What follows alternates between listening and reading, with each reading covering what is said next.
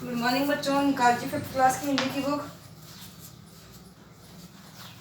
Second lesson start हो चुका था कल अपना, मेहनत की कमाई। मेहनत की कमाई के लिए कल मैंने आपको बताया था कि किस प्रकार से हमें मेहनत करनी चाहिए और मेहनत करने से क्या होता है। इसमें हमने फर्स्ट चैप्टर देखा था, फर्स्ट पैराग्राफ देखा था। इसके अंदर क्वेश्चन बन रहे हैं, उपयुक्त गद्यांश का उपयुक्त शीर्षक बताइए। मतलब इसका और शीर्षक बताइए। जैसे मेहनत की कमाई ये क्या है, एक शीर्षक है। इसके अलावा हम इसके लिए और क्या शीर्षक दे सकते हैं, क्या बता सकते हैं। इसका क्या बताया था मैंने, आलसी बालक। आलसी बालक की कहानी चल रही है इसमें, तो इसमें क्या जाएगा, आलसी बालक आ जाएगा। तो क्वेश्चन में बोल रहे हैं कि उपयुक्त गद्यांश, जो आपने ये फर्स्ट 3 लाइनें पढ़ी हैं, जो फर्स्ट पैराग्राफ हमने देखा है, इस पैराग्राफ में अगर हम बात करते हैं इसके अलावा कौन सा शीर्षक हो सकता है, कौन सा हो सकता है, आलसी बालक। दूसरा क्वेश्चन है, लड़के का स्वभाव कैसा था। लड़के का स्वभाव कैसा था, वह क्या था, एक आलसी व्यक्ति था और लापरवाह है और निर्लज भी था। ठीक है। अगला क्वेश्चन है, लड़के ने माँ को कैसे और किस बात पर राजी किया। कैसे किया था, रो धोकर, मिन्नतें करके अपनी माँ को राजी किया। किसके लिए किया, 1 रुपये के लिए।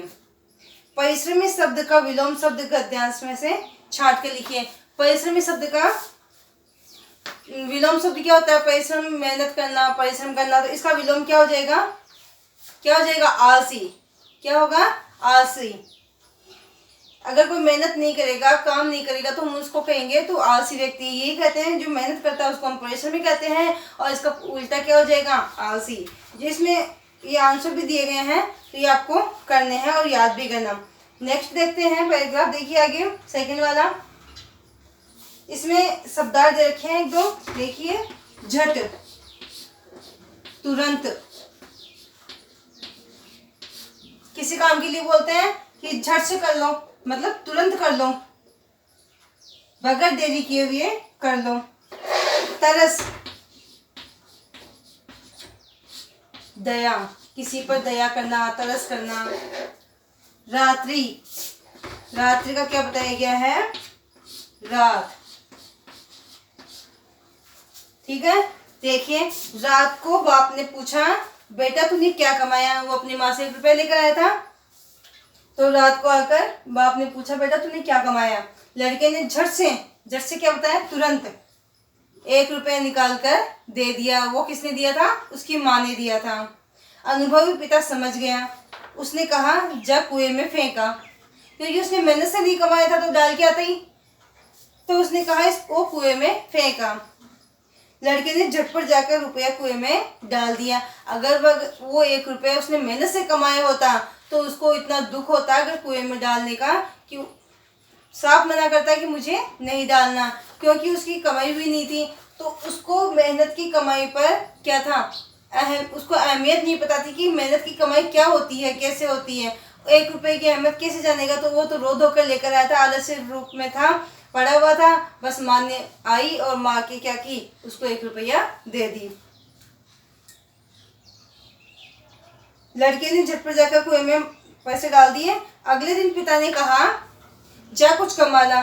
फिर दूसरे दिन कहता है कि तू कुछ जाकर कमा कर ला, नहीं तो आज भोजन नहीं मिलेगा। कल तो मुझे पता तू अपनी माँ से लेकर आया था, लेकिन आज किससे लाएगा। अगर तू कमा कर नहीं लाएगा तो तुझे रात को क्या होगा, भोजन नहीं मिलेगा। लड़का अपनी बहन के पास जाकर रोने लगा। बहन ने तरस खाकर 1 रुपया अपने पास से उसे दे दिया। पहले दिन तो कहाँ से लेकर आया, माँ से। दूसरे दिन कहाँ से लिया, अपनी बहन से लेने के लिए चला गया। बाप ने रात्रि में लड़के से पूछा आज तू क्या कमा कर लाया। फिर से उन्होंने पूछा कि तू आज क्या कमा कर लाया। लड़के ने जेब में से निकाल कर 1 रुपया बाप को निकाल सामने रख दिया। बाप बोला जाओ इसे कुएं में फेंका। पहली बार माँ से लाया था, उसको भी कुएं में फेंकवा दिए। दूसरी बार बहन से लाया, उसको भी कुएं में फेंक के आ गया। लड़के ने वैसा ही किया, कुएं में डालकर आ गया।